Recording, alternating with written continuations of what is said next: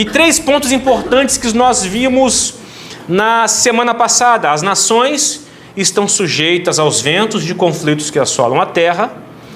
Deus governa limitando os poderes e a duração das bestas na história. Deus está formando um povo para governar o reino eterno.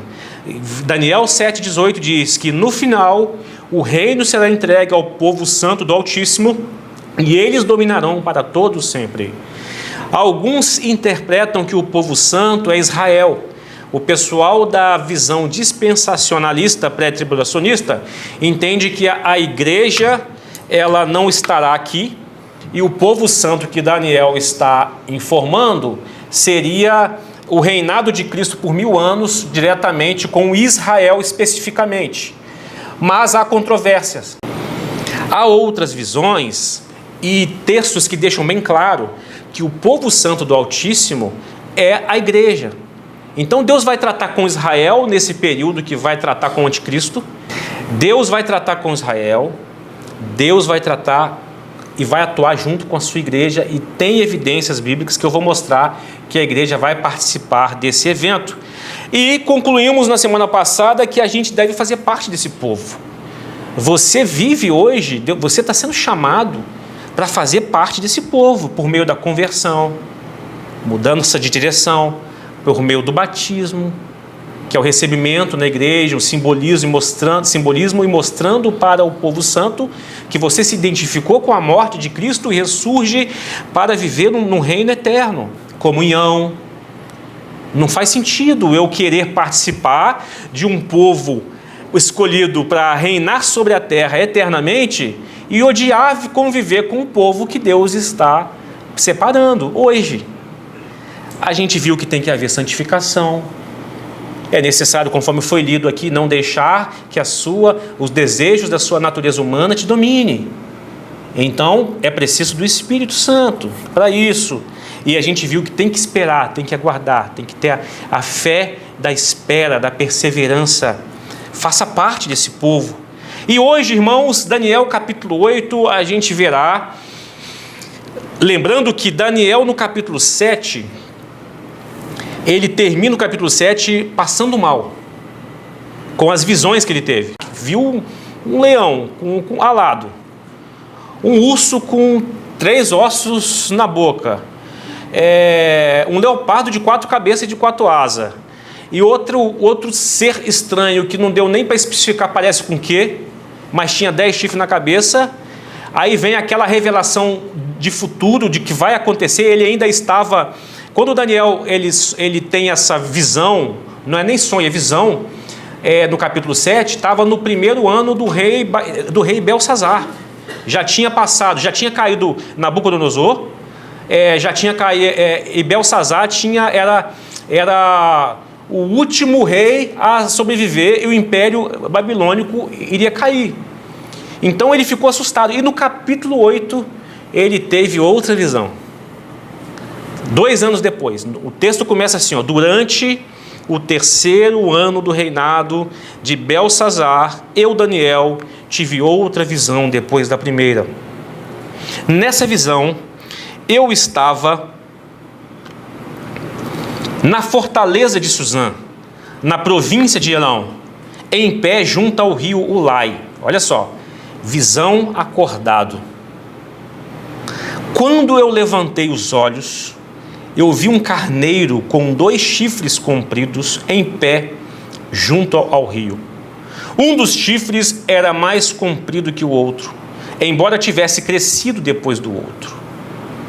Imagine aí, o carneiro dava chifradas em tudo em seu caminho para o oeste, para o norte e para o sul. Ninguém conseguia detê-lo, nem ajudar suas vítimas. Ele fazia o que queria e se tornou muito poderoso. Enquanto eu observava, de repente um bode surgiu do oeste e atravessou a terra com tanta rapidez que nem sequer tocou o chão. Esse bode que tinha um chifre enorme, entre os olhos, foi na direção do carneiro de 2 chifres, que eu tinha visto em pé junto ao rio, e avançou sobre ele cheio de fúria. O bode atacou o carneiro furiosamente, o atingiu com um golpe que quebrou seus 2 chifres. O carneiro ficou sem forças para resistir, e o bode o derrubou e o pisoteou. Ninguém foi capaz de livrar o carneiro do poder do bode. Que cena! O cara estava acordado. O bode se tornou muito poderoso, mas no auge do seu poder, seu grande chifre foi quebrado, e no lugar dele nasceram 4 chifres proeminentes que apontavam para as 4 direções da terra. Então, de um dos chifres proeminentes surgiu um pequeno chifre, cujo poder se tornou muito grande. Mais uma vez, um pequeno chifre. Estendeu-se para o sul e para o leste em direção à terra gloriosa, que seria Jerusalém. O seu poder chegou aos céus, onde atacou o exército celestial, lançou à terra alguns dos exércitos e algumas das estrelas e os pisoteou. Chegou a desafiar o comandante do exército celestial ao suspender os sacrifícios diários no templo oferecidos e destruir o seu templo. Ao exército celestial não foi permitido reagir a essa rebelião. Olha que interessante. Portanto, o sacrifício diário foi interrompido e a verdade derrotada, o chifre teve êxito em tudo que fez. Então ouvi dos 2 seres santos conversando entre si. Um deles perguntou: quanto tempo durarão os acontecimentos dessa visão? Até quando a rebelião que causa profanação impedirá os sacrifícios diários? Até quando o templo e o exército celestial serão pisoteados? O outro respondeu: levará 2.300 tardes e manhãs, então o templo será restaurado. Gabriel então explica a visão, enquanto eu, Daniel, tentava entender o significado dessa visão. Alguém que parecia um homem parou diante de mim, e ouvi uma voz humana vindo do rio Ulai gritar: Gabriel, explique a este homem o significado da visão. Quando Gabriel se aproximou de onde eu estava, fiquei tão aterrorizado que me prostrei com o rosto no chão. Ele disse: filho do homem, você precisa entender que os acontecimentos da visão se referem ao tempo do fim. Enquanto ele falava, desmaiei e caí com o rosto no chão. Gabriel me despertou com um toque e me ajudou a ficar em pé. Que cena! Que cena! Então ele disse: estou aqui para contar o que acontecerá depois no tempo da ira, pois aquilo que você viu se refere ao fim dos tempos. O carneiro com 2 chifres representa os reis da Média e da Pérsia, ou seja, Ciro e Dario, que são reis históricos. Você abre um livro, Dario foi o rei da Média, Ciro o rei da Pérsia. Então o Império Persa teve essas 2 figuras proeminentes do Império Persa. O bode peludo representa o rei da Grécia, e o grande chifre entre os olhos dele representa o primeiro rei do Império Grego. Quem foi o primeiro rei do Império Grego? Quem é bom de história aí? Alexandre o Grande. Alexandre Magno, o Grande. Os 4 chifres proeminentes que apareceram no lugar do chifre grande, ou seja, 4 chifres apareceram no lugar do chifre grande, de Alexandre Grande. O que aconteceu com Alexandre o Grande? Morreu jovem, com 33 anos. Na história suspeita-se que ele foi envenenado, mas não tem evidência. Ele estava na Babilônia, curtindo campanha de guerra, e suspeita-se, ele participou de uma festa, e logo depois da festa teve febre, e logo depois morreu, com 33 anos de idade. Aí o que aconteceu? 4 lideranças do Império Grego assumiu o poder. Gente, tudo isso aconteceu depois que Daniel recebeu essa visão. Décadas depois, séculos depois. Séculos depois. Olha só que coisa maravilhosa. Você pode pegar a Bíblia e pegar um livro de história e se deliciar com as profecias se cumprindo. Que coisa excelente. Então os 4 chifres proeminentes que apareceram no lugar do chifre grande mostra que o Império Grego se dividirá em 4 reinos. mas nenhum deles será tão grande quanto o primeiro. No final de seu reinado, quando o pecado estiver no auge, subirá ao poder um rei feroz, mestre de intrigas. Ele se tornará muito forte, mas não pelo seu próprio poder. Causará terrível destruição, terá êxito em tudo que fizer, destruirá líderes poderosos e devastará o povo santo. Será um mestre do engano e se tornará arrogante, destruirá muito sem aviso, chegará a enfrentar na batalha o príncipe dos príncipes, que seria uma figura celestial, mas será quebrado, embora que não seja por força humana, ou seja, teve que haver uma intervenção divina para quebrar esse líder que devastou Jerusalém, o templo, e profanou o templo. Alguém lembra o nome? Antíoco Epifânio, um rei da Seleucida, que uma das divisões do Império Grego. Essa visão das 2.300 tardes e manhãs é verdadeira. Guarde, porém, a visão em segredo, pois esses acontecimentos só ocorrerão depois de muito tempo. Para Daniel, depois de muito tempo. Para a gente já aconteceu. Então, ai, coitado de Daniel. É muita visão, é muita revelação. Eu fiquei abatido, fiquei doente por vários dias. E depois levantei e me voltei a tratar dos negócios do rei, mas a visão me deixou muito perturbado e não consegui entendê-lo ainda. É muita revelação, é muita verdade. O anjo disse, isso tudo que eu falei é verdadeiro. E hoje eu e você estamos aqui para comprovar com um livro de história aberto que de fato foi verdadeiro. Por que Deus permitiu esse outro pequeno chifre? Não é o mesmo de Daniel 7. O de Daniel 7 é o que a gente verá ainda assumir poder. O de Daniel 8 já aconteceu. Algumas pessoas confundem. Daniel, no capítulo 8, ele tem uma visão simbólica. Um carneiro com 2 chifres, significando os 2 reis principais, um da Média, outro da Pérsia, Ciro e Dario. Aí vem um bode, ele veio tão rápido que nem tocava no chão, e agride, e machuca, pisoteia o Império Medo-Persa. É a ascensão de Alexandre o Grande. O chifre principal aqui, o poder principal, chifre, na linguagem profética, é poder, poderosos. Alexandre o Grande morre aos 33 anos, e aqui é uma moeda antiga com a esfinge de Etíoco Epifânio IV. É aquele que perseguiu o povo judeu e profanou o templo, fazendo sacrifício inclusive de um porco, lá no templo que havia sido reconstruído no retorno do cativeiro babilônico.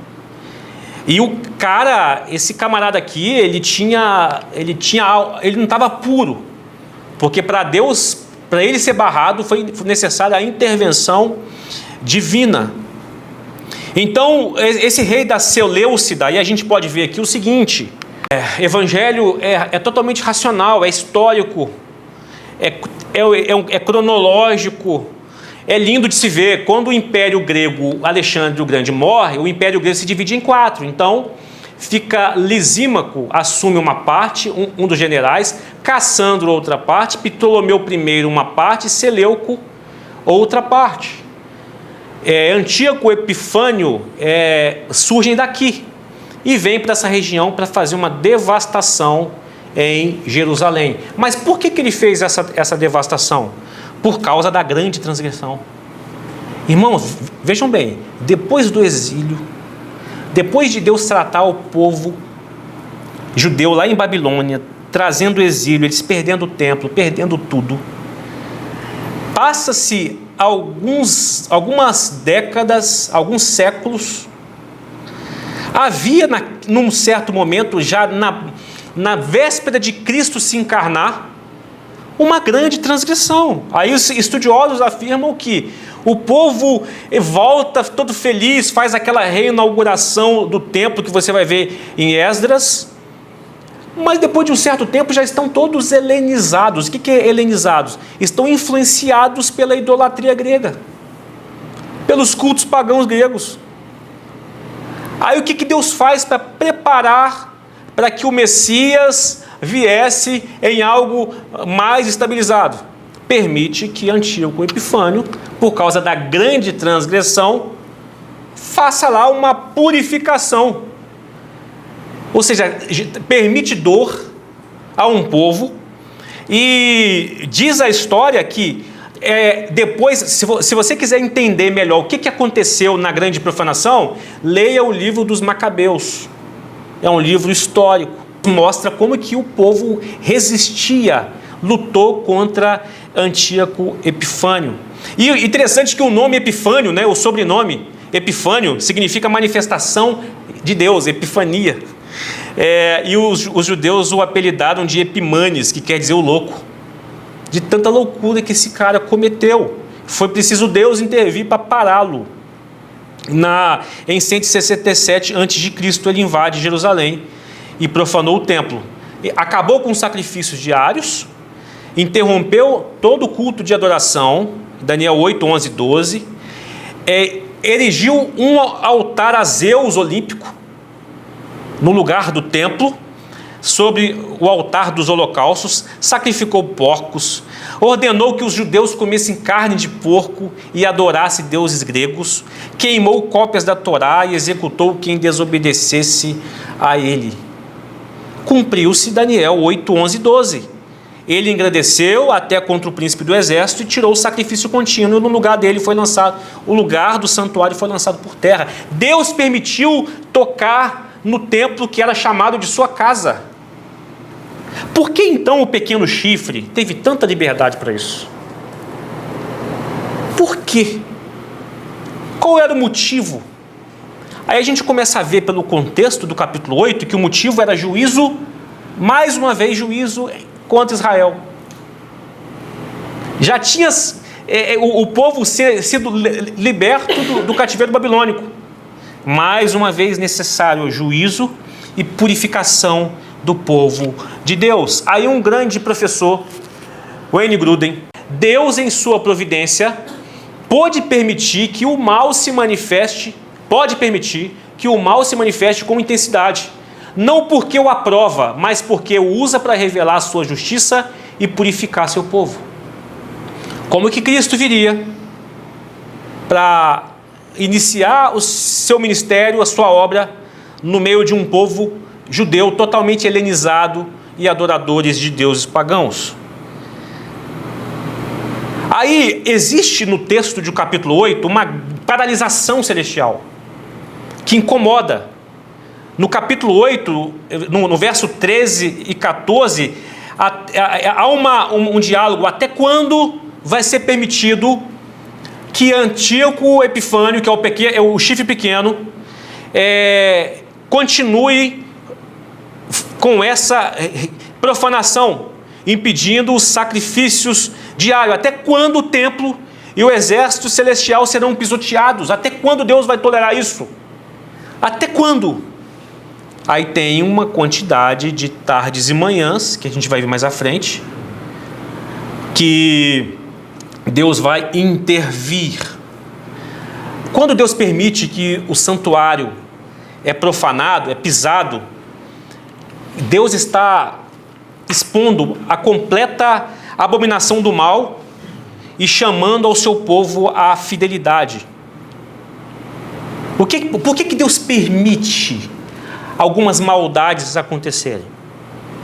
Para ficar registrado na história que quando ele fizer a intervenção pessoal, a intervenção física, a intervenção presencial, com poder, destronando o anticristo e o grande falso profeta mundial, de que ele deu todas as chances para a humanidade se redimir e consertar as coisas.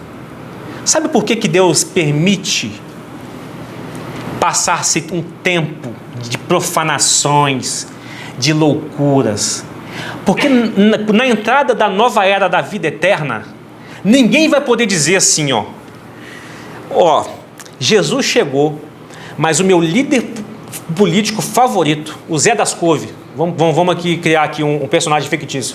O Zé das Couve estava quase colocando ordem no mundo. Aí Jesus veio e tomou a frente dele, atrapalhou, que o Zé das Couve, né, que o Zé das Couve que criou a ideologia covinista, o Zé das Couve, o covinista, estava dando jeito no mundo, ele surgiu como uma potência mundial, ele estava trazendo paz generalizada, e pela ideia do covinismo, estava dando tudo certo, vem Jesus e atrapalhou o Zé das Couve. Jesus, ele não vai fazer isso. Ele não vai permitir que haja, inclusive, argumentos humanos dizendo que ele chegou na hora que tinha alguém solucionando o problema. Então ele permite o quê? A humanidade experimentar o ápice da maldade, e Deus se contém para, quando ele intervir finalmente e concretizar todo o seu plano redentor, não vai haver margem de nenhum ser sequer, nem lá no inferno, nem no dia do juízo, dizer que você chegou, mas o meu amigo, o Zé das Couves, ia resolver também. Não vai ter essa possibilidade. Aí o exército celestial é paralisado, em Daniel capítulo 8, há um silêncio momentâneo que antecede a sua intervenção decisiva. Um grande mestre, Donald Carson, ele diz assim, o atraso do juízo divino não é ausência de controle, é parte do plano de Deus que equilibra juízo e misericórdia, permitindo que o pecado se manifeste plenamente antes da restauração final. Dr. Donald Carson.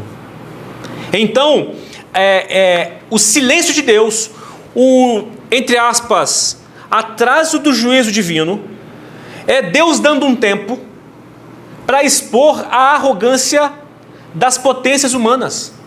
É Deus dando um tempo de modo que a glória final da restauração será apenas dele. E de nenhum ser Zé das Couves, humano, fraco, limitado. E aí, quando a gente perceber que tem alguém com um grande poder fazendo uma porção de loucura no mundo, ele será quebrado sem intervenção humana. Ou seja, nenhum ser humano terá poder para parar o pequeno chifre, não o antigo Epifânio, mas o pequeno chifre de Daniel, capítulo 7. Por que Deus permite o poder do mal, então? Por que Deus permite? Ele revela para todos nós a fragilidade das forças humanas. Fragilidade das forças humanas. Deus permite sofrimento para purificar o seu povo. Deus permite sofrimento para afirmar que somente Ele é soberano e capaz de resolver os problemas do mundo.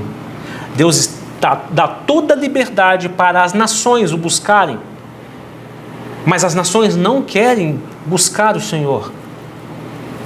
As nações vivem entre elas com o espírito de Caim, olham para as outras com ódio, rancor, ciúme, inveja. Então, no Daniel capítulo 8, há duplo cumprimento de profecia. O primeiro cumprimento aconteceu com o Antíoco Epifânio, lá em 167 a.C.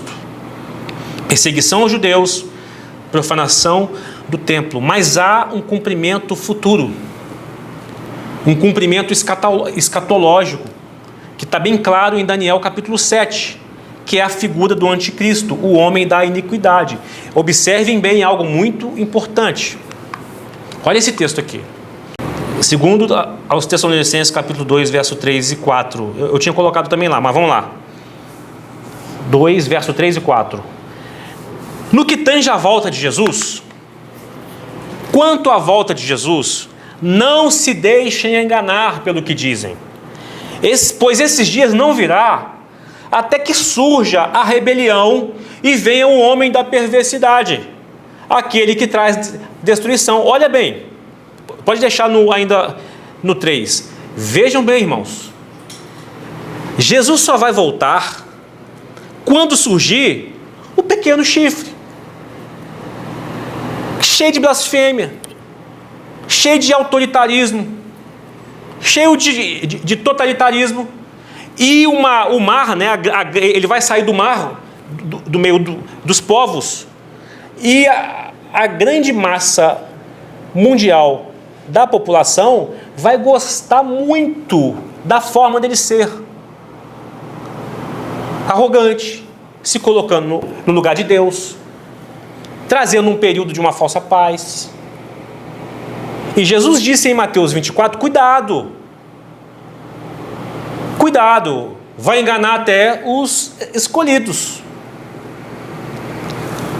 Então significa que se Jesus só vai voltar quando surgir a rebelião, esse dia não virá até que surja a rebelião, significa que a igreja verá. A igreja verá esse homem poderoso. Que pequeno chifre? Por que pequeno? Pequeno é diante de Deus, mas a gente viu o descrito no livro profético, o estrago que ele vai fazer. Olha o verso 4.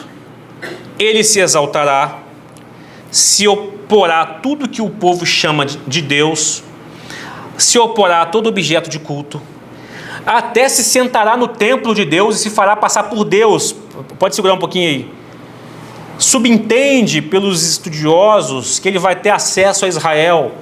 Israel está preparando uma reconstrução do templo, no lugar lá daquele domo de ouro. O pessoal chama de mesquita, mas não é mesquita. Eu esqueci o nome que se dá. Mas Israel já viu a dificuldade que é para tirar aquilo lá. Israel já viu que dá para pegar um pedaço, como ali foi aonde que Abraão sacrificou Isaac, é possível pegar um pedaço que é o mesmo monte e reconstruir o último templo ao lado dela. Olha o verso 5 agora. Não se lembram de que eu lhes falei disso tudo quanto estive aí? E vocês sabem o que está o detendo, pois ele só pode ser revelado quando a sua hora chegar. Mais uma vez, vocês veem, nós vemos Deus controlando as ações, permitindo, liberando ou restringindo, tudo para cumprir os seus decretos, o seu cronograma de intervenção na história. Então, veja bem, pelo chifre pequeno de Daniel capítulo 7, o chifre pequeno de Daniel capítulo 8, de Daniel capítulo 8 se cumpriu primeiro, a gente vê que a história se repete com padrões semelhantes, padrões proféticos. O mal é permitido crescer até que atinja o clímax, e então Deus intervém decisivamente na história. Então, em Daniel 8, o exército celestial parece não reagir. Em Apocalipse 13, que ali em Apocalipse 13 está falando do anticristo que vai surgir, e o falso profeta que vai dar um status de algo divino, é permitido guerrear contra os santos por um tempo determinado. E os santos quem são? Tem uma galera que acha que é só Israel, mas no contexto pleno, a igreja de Jesus são os santos, judeus e gentios, por mais que Deus vai tratar com Israel também. Então, até mesmo o poder do mal é limitado sob decretos divinos. Nada sai do controle de Deus. Nada sai do controle. Então a gente pode ver aqui um novo cenário. Aí, olha só, até o capítulo 8 de Daniel, aparece aqui o carneiro, Império Medos e Persa, enquanto a gente não sabia que no capítulo 2, que esse tórax aqui, esses braços de prata, quem representava, aqui já explicou no capítulo 8, que era o Império Medo-Persa. Enquanto a gente não sabia que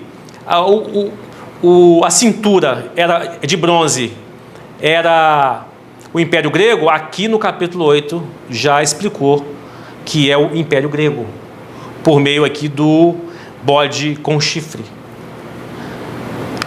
E no final, Deus intervindo aqui na estátua, nessa visão, nesse sonho de Nabucodonosor, a pedra destrói a estátua, e aqui mostra o ancião de dias e Cristo, um semelhante ao Filho do Homem, intervindo na história da humanidade. O que devemos aprender com isso para a gente ir finalmente? Primeira coisa que a gente deve aprender: desenvolva uma fidelidade radical, que seria a resistência à contaminação. O chifre pequeno de Daniel 8 ataca o lugar santo, o santo lugar, ataca o sacrifício diário.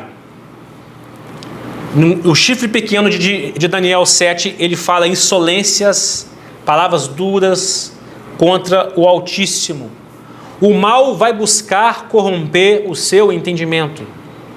O mal vai buscar corromper a sua adoração. O mal vai buscar corromper a sua pureza diante de Deus. Qual a lição que a gente tira disso? O cristão deve manter uma fidelidade que, em certo contexto, ela tem que ser radical à palavra. E a pureza da adoração, mesmo sobre as pressões que são lançadas sobre nós. O texto diz em Daniel capítulo 7, vai tentar mudar os tempos e a lei. Vai te obrigar a receber, adotar moralidade e valores do mundo. Vai querer pisar no seu coração, que é a sua adoração, o santuário de adoração. Você, como o templo, vai querer contaminar a sua vida. O que a gente aprende com isso? Proteja a sua adoração. Proteja a sua conduta. O seu santuário deve ser de Cristo. O inimigo, o espírito do anticristo, que já está entre nós há muito tempo, o apóstolo João escreveu que o espírito dele já está atuando, quer pisar dentro de você, no seu santuário de adoração, profanar a sua vida. A segunda coisa que a gente precisa aprender: cultivar a esperança na volta de Jesus. As visões de Daniel 7 e 8 mostram Jesus aplicando juízo na história. A gente deve viver com a certeza que a derrota do mal vai chegar, na esperança que Jesus irá voltar. A gente não pode se esquecer disso. O chifre pequeno, diante de Deus, mas fazendo um grande estrago na terra, ele vai passar por uma intervenção divina. O texto diz em Daniel capítulo 8, 25, ele vai ser parado não por mão humana. E Daniel 7 também dá a entender a isso.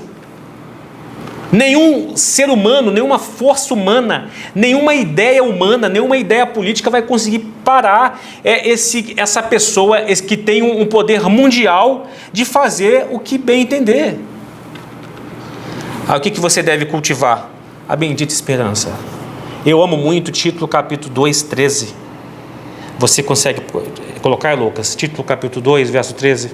Somos instruídos a abandonar o estilo de vida ímpio e os prazeres pecaminosos, e nesse mundo perverso devemos viver com sabedoria, justiça e devoção, enquanto aguardamos esperançosamente o dia em que será revelada a glória do nosso grande Deus e Salvador, Jesus Cristo. Enquanto a gente espera, irmãos, o texto está nos ensinando a viver com sabedoria, justiça e devoção a Deus. Sirva ao seu Senhor. Persevere no serviço. Persevere na santificação, aguardando o retorno de Cristo, o retorno do seu juiz. Terceira coisa que a gente aprende: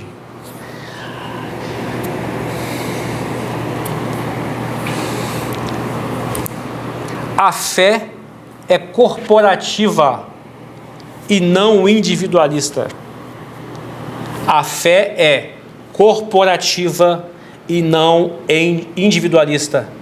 Daniel capítulo 7, 27 diz que o reino será entregue não a um indivíduo isolado, mas ao povo dos santos do Altíssimo, a um povo.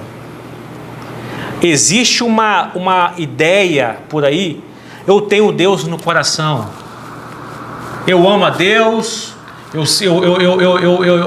eu acredito nele e está tudo bem. Não está. A fé é corporativa. Deus está deixando claro na história que quando ele intervir definitivamente na terra, existe um povo separado, chamado povo santo. Santo de separação das ideias humanistas, um povo. E Jesus deixou bem claro que para ser povo é necessário conversão, é necessário mudança de pensamento. Jesus deixou bem claro que para ser povo é necessário o batismo, ser recebido na igreja, ser ligado ao seu povo. Tudo que ligares na terra será ligado no céu. Tudo que desligares na terra será desligado no céu. Deus dá a chave para a igreja receber e desligar. Então é necessário fazer parte do povo, ser recebido num povo, o povo dos santos do Altíssimo. A gente deve se identificar com esse povo, vivendo o governo já de antemão que vamos receber na eternidade. O que a gente aprende? Participe ativamente da sua igreja. Participe do corpo de Cristo. A sua luta não é sozinha, não é solitária. A sua fé não é solitária, não é sozinha. Deus não nos chamou para viver fé solitária. Viva e sirva com integridade. Você está sendo treinado agora para um futuro de governo. E Deus está nos ensinando a viver como um povo. E nós vamos dominar a terra renovada. Mas em Daniel capítulo 8, 12 diz que foi dada força contra o sacrifício contínuo por causa da grande transgressão. Quando a gente olha hoje, aqueles que se dizem povo de Deus, os escândalos que têm acontecido, irmãos, absurdo, entristecedores. Em São Paulo, foi necessário retirar um pastor da liderança de uma grande igreja, que ia só gente famosa, porque o camarada fez uma compra de um helicóptero para pagar 800 mil por mês, com um contrato absurdamente ridículo, um contrato absurdo, porque se atrasasse uma parcela, já perdia, inclusive, as parcelas que já pagaram, e o helicóptero era devolvido. E aí, culto praticamente todos os dias da semana, e levantando grande quantidade de dinheiro, vendendo tênis no púlpito, tênis caríssimo, tênis aí de 10 mil reais, vendendo por muito mais, porque é para o Senhor. Isso é ou não é uma grande transgressão? Brigas entre concílios de igrejas antigas, lideranças brigando entre si por poder, igrejas sendo usadas como lavagem de dinheiro.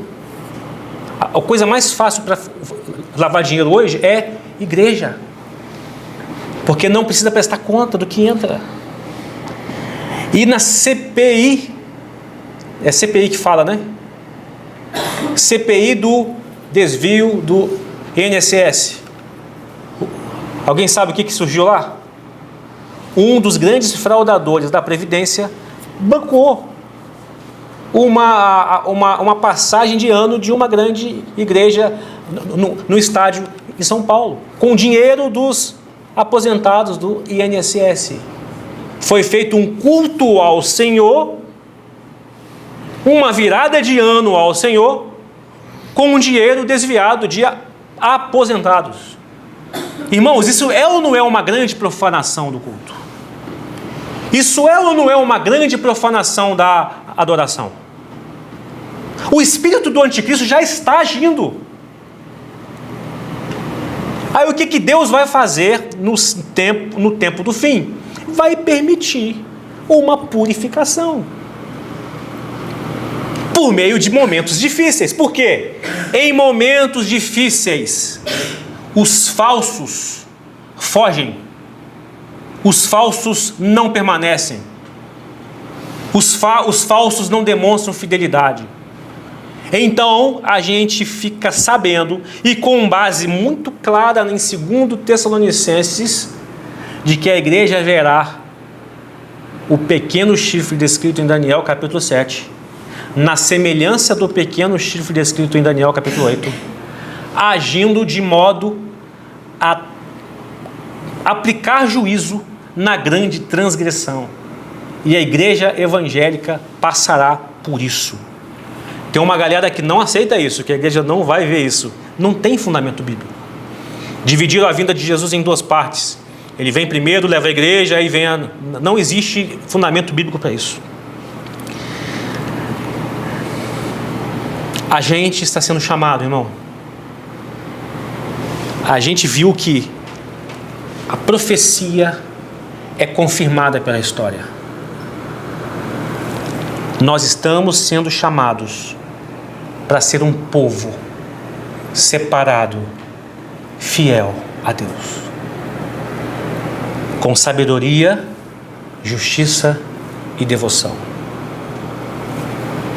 Por que isso que a gente lê o título? Porque Deus entregou a sua vida para nos libertar de todo pecado e nos purificar e fazer de nós seu povo inteiramente dedicado às boas obras.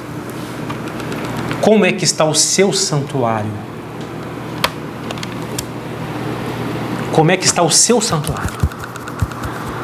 O espírito anticristo está tocando no seu santuário, na sua forma de pensar. Como eu fico vendo como que é chamado o liberalismo teológico. Aquilo que era pecado não é mais pecado, porque temos que entender.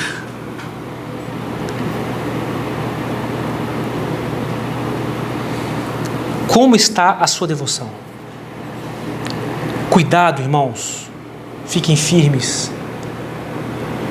Porque o espírito do anticristo já está no meio de nós desde séculos atrás.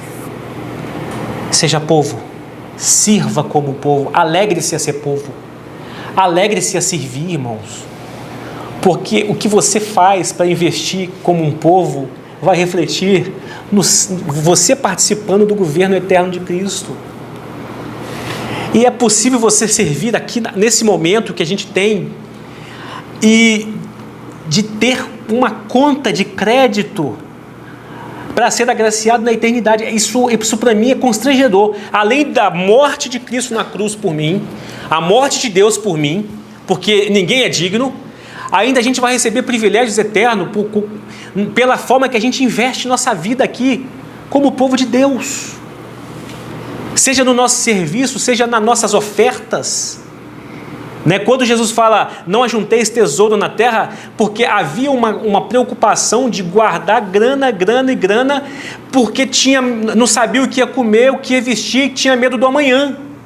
E Jesus fala, galera, não se preocupem em ajuntar tesouro na terra, ajunte tesouro no céu. E aí o contexto é o que você usa com os seus recursos para a missão, para o reino de Deus.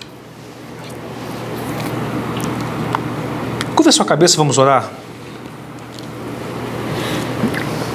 Esse momento aqui não é para te colocar medo das visões que Daniel teve. Daniel ele ficou aterrorizado porque ele ainda não tinha a revelação completa. Você tem toda a revelação completa. É para você nesse momento desenvolver a paz que excede todo o entendimento humano, e desenvolver admiração a Deus. Como é que está seu coração? Abra seu coração para o Senhor. Ó Deus, nesse momento, eu oro junto com o teu povo, Senhor. Diante de uma revelação tão forte, diante de uma revelação que Daniel passou mal, Senhor. Diante de experiências que o teu filho foi usado pelo Senhor para ser um canal receptor da sua mensagem, Senhor. E nós estamos aqui, Senhor, sabendo que grande parte já se cumpriu e falta uma parte apenas a ser cumprida, Senhor. A revelação do iníquo, do grande poder da iniquidade, da perversidade. Deus, ajude cada um dos meus irmãos e a mim a mantermos fiéis ao Senhor. Retira de nós, Senhor, quaisquer vestígios de imundícia ao santuário do nosso coração, para que a gente, Senhor, se purifique e viva uma vida com devoção e sabedoria, Senhor. Aqueles meus irmãos que entraram aqui nessa noite e estão, Senhor, em conflitos internos, em alguma dificuldade na sua vida diária, Senhor, em algum sentimento emocional de tristeza, depressivo, ou com pensamentos confusos, ou se sentindo impotente às vezes para servir no teu reino, Senhor. Deus, traga agora o consolo, a paz, traga agora o teu Espírito, a visitação do fluir do teu Espírito em cada coração, Senhor, e nos ajude, Senhor, a caminhar, nos ajude a olhar para frente, a olhar para o Cristo, a olhar a redenção e não temer os ventos que se levantam na humanidade, Senhor, entre as nações. Dai-nos paz, dai-nos perseverança, Senhor, e o Teu Espírito Santo cada vez mais forte em nosso coração. É o que eu oro e agradeço, nós oramos e agradecemos em nome de Jesus. Amém.